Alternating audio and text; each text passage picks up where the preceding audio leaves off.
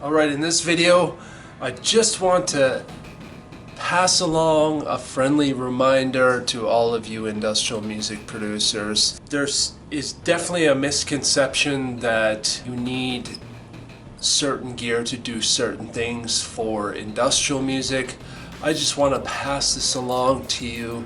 The way I approach industrial music is that it's not really the gear you have, it's how you use it. This is a little bit of a reminder. I may have mentioned this in the past in previous videos, at least the way I look at industrial music production. There's a tendency for people to get caught up, music producers or especially industrial music producers, to get caught up on, oh well, we need the access virus to write the fucking synth lines on this album, and we can't do that until we have that access virus TI or whatever the fuck it is. While the access virus is a fairly robust and versatile synthesizer, I think people get lost and are waiting to write and produce industrial music because they're waiting on certain pieces of gear, and you don't actually need any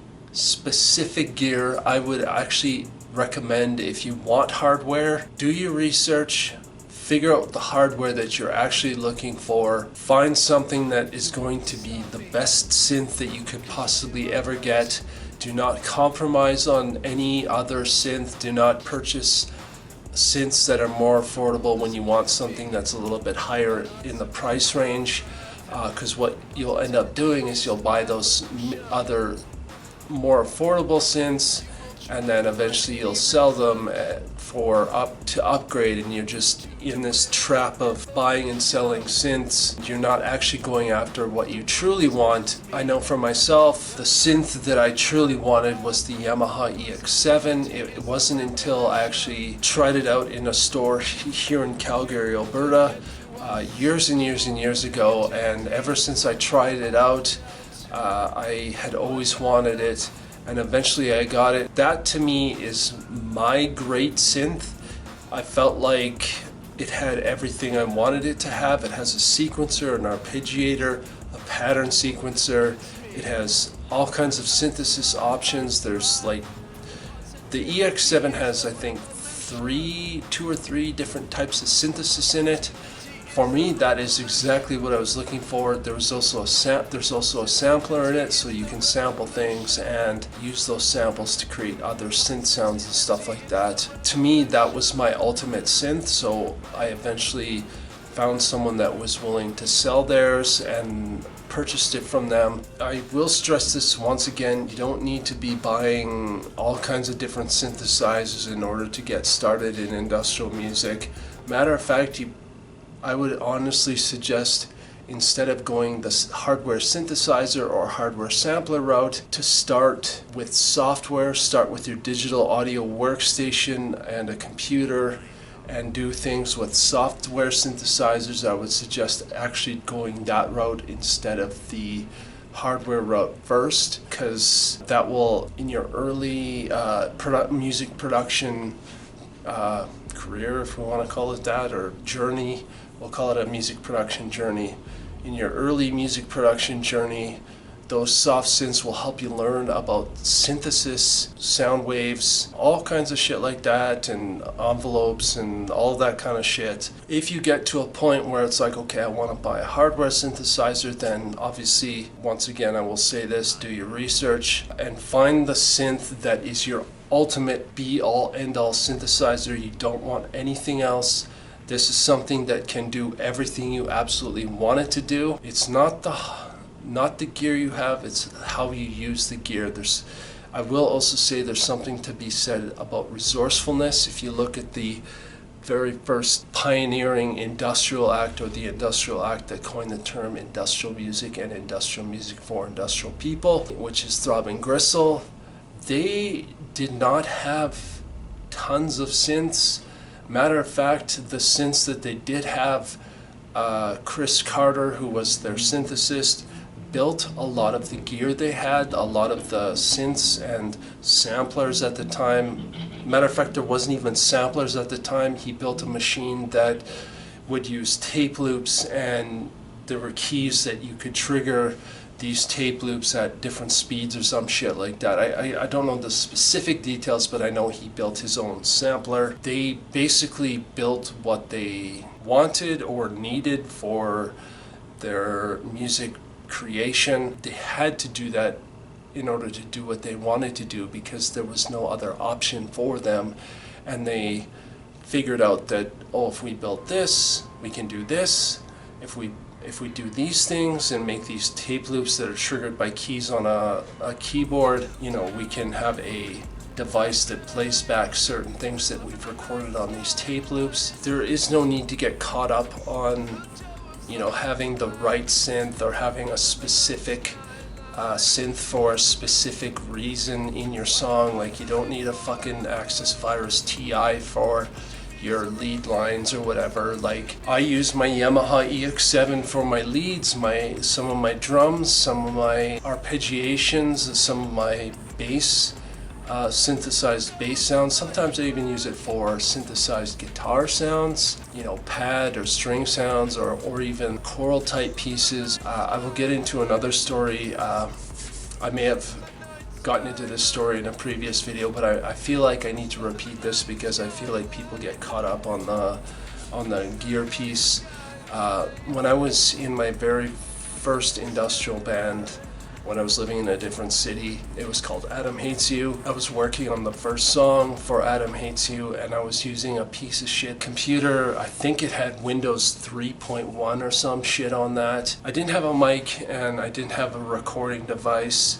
So I thought, okay, well, what if I take these headphones and sing into the earpieces and connect that into the sound card on the computer, the in on the sound card, and then record that and then throw it into the song in Impulse Tracker.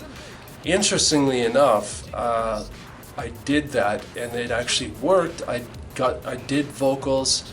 I did it in a very basic, extremely basic sound recorder on the Windows that I had at the time, the Windows 3.1 or whatever the fuck it was. Recorded the vocals, and then I cut up the vocals into little sections, and then I sequenced those sections in the song in Impulse Tracker, which Impulse Tracker is basically a sequencer, and I think, if I remember correctly, there's 64 track channels or whatever you want to call it. I think, if I remember correctly, for some reason I thought it was less, but I think it's actually 64. I thought it was 16 or 8, but I'm pretty sure it was 64 if I remember correctly. Cut up those vocal pieces and I threw them into the song, and that's how I did my first song. And then eventually I recorded that song onto tape. That was the very first song I recorded for my first band, Adam Hates You. Not saying that you have to start in that kind of position that I was in, because I don't think in this day and age you necessarily have to start in a position like that. What I am trying to articulate, though, is that industrial music is always about resourcefulness, and if you don't have something, you figure out something, an alternative, or you make the thing in order to do something. When I use the phrase, it's not the gear you have, it's how you use it. You know, maybe somebody gave you a synthesizer and it's a piece of shit, DX100 or something. Not that that is a piece of shit, but maybe it's just not as robust as something like a Montage or an Access Virus TI or whatever it is. But the thing is that you can take that synth as far as you can go with it and program in your sounds as far as you can go with that synthesizer, and then you start doing other things in the software, or if you're recording to tape, then you add layers of the synth, and maybe you have a couple of effects units, effects boxes and shit like that, and you use those effects boxes to get the sound that you're looking for in the end. It really is about the gear not the gear you have, but how you use the gear. and it is about resourcefulness. And the only reason why I'm doing this video is because I feel like people forget that without getting into a bunch of drama and shit. There's some channels I'm seeing on YouTube that you can obviously tell they're stuck in you need to have the right pieces of gear in order to do certain things, and it absolutely is not that.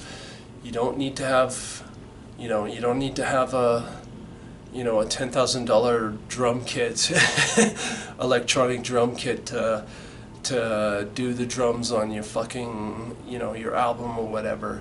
You don't need to have an access virus, which is, somewhere around at least the last time I looked, it was $3,500, depending on which one you're looking at.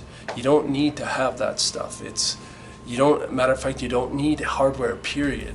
You can just start with software and start using the soft synths that come with the digital audio workstation that you're utilizing to record your music and sequence your tracks and stuff like that. I hope I got across what I was trying to articulate there. I hope that you understand what I'm trying to say here. Just don't get caught up on the gear. Just write music, do the best you can for the time. The gear, it's not what you have, it's how you use it. That is industrial music philosophy in action. And yeah, that's all I gotta say.